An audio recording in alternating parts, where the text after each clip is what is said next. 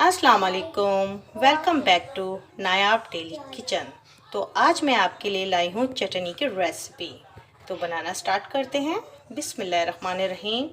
तो हमने लिया है हरा धनिया, पुदीना, जितना आप चाहते हैं चटनी के लिए उतना ही लीजिए।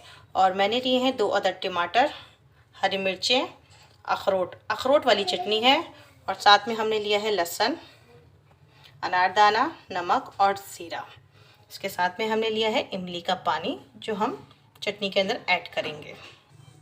तो ये सारी चीज़ें हम इस मिक्सर जार में डाल देंगे। तो आप देख सकते हैं हमने सारा सामान इसमें डाल दिया। अब हम इसमें इमली का पानी ऐड करेंगे और इस मिक्सचर को हम चटनी बनाना स्टार्ट करते हैं। बिस्मिल्लाहिर्रहमानिर्रहीम।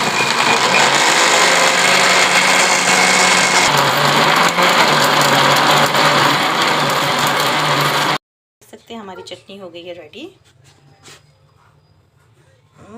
ज़बरदस्त। तो मैं आपको दिखाती हूँ।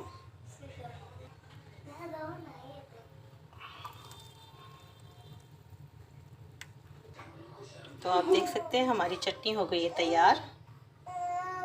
बहुत मज़े की बनी है माशाल्लाह। आप भी बनाएं, ट्राई कीजिए और बताएं। ये देखें, बहुत मज़े की है। बनाएं, ट्राई कीजिए और कमेंट में मुझे बताएं।